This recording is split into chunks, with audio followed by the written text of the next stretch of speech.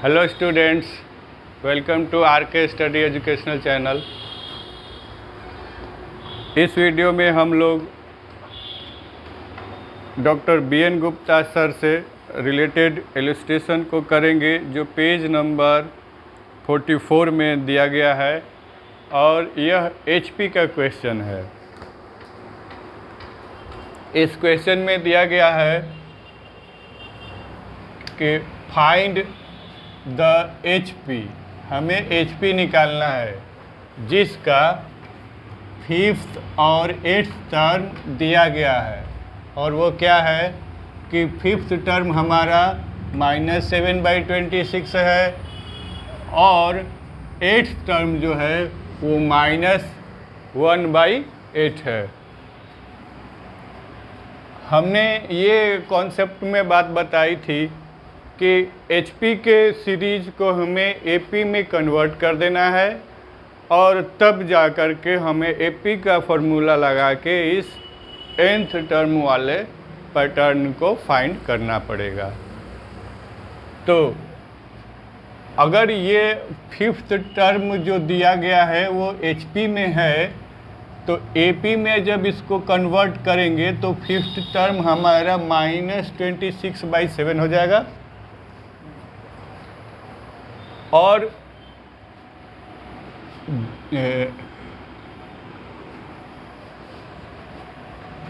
ये HP है और ये AP है। तो 8th टर्म जब हमारा HP में -1/8 दिया गया है तो जब इसका रेसिप्रोकल करेंगे तो ये AP में -8 हो जाएगा।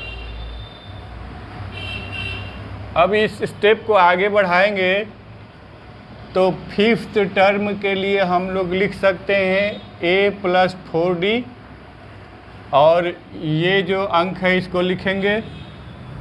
8th टर्म को लिख सकते हैं A + 7D और ये हमारा -8 है। तो इस तरह से दिए गए क्लू से हमें दो इक्वेशन 1 और इक्वेशन 2 मिलते हैं।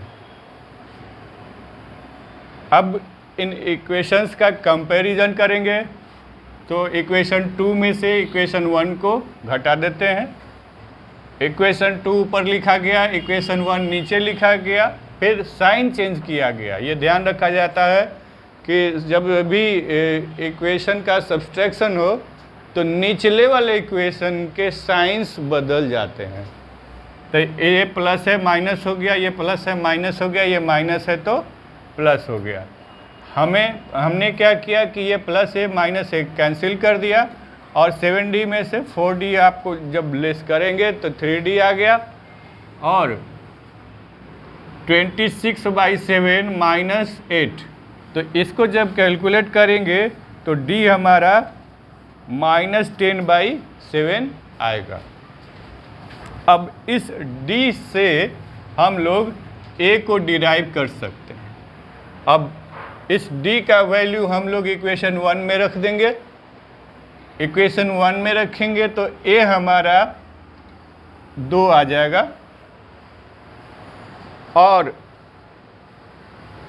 इसको हम लोग इकट्ठे लिखेंगे। ये क्या A = 2 और D = -10/7, ये दोनों हमने लिख लिया। और ये किसके लिए आया है? ये AP के लिए आया है। ठीक है, तो यहाँ देखिए ध्यान से, AP में ये जो A होता है वो फर्स्ट टर्म होता है। तो ऑलरेडी हमने फर्स्ट टर्म गेन कर लिया और सेकेंड टर्म जब निकालेंगे तो इसमें हम लोग D ऐड कर देंगे तो ये -10/7 ऐड होगा और इस तरह से ये 4/7 आ जाएगा। थर्ड टर्म निकालेंगे तो A + 2D होगा और इसको जब सॉल्व करेंगे तो ये -6/7 आ जाएगा। तो इस तरह से AP का सीरीज हमने क्या पाया, एक तो A हो गया 2, तो ये हमने 2 लिख लिया, फिर आपका आया 4/7, इसको लिख लिया, फिर आया है -6/7, तो इसको भी हमने लिख लिया। कुछ बच्चे क्या करते हैं कि इतने ही पर आंसर लिख करके निकल जाते हैं, पर ये गलत है।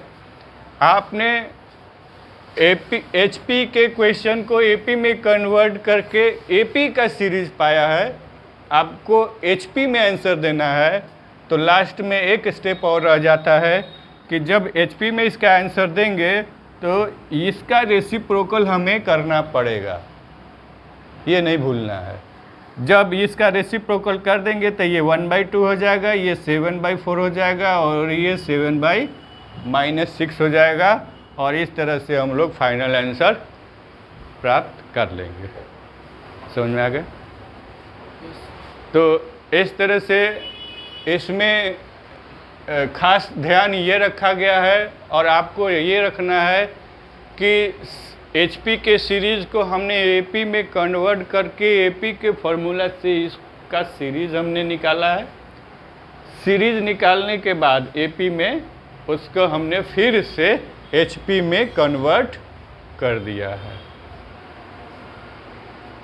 आप अपने बहुमूल्य सुझाव कमेंट बॉक्स में ज़रूर लिखें। Thank you for watching the video.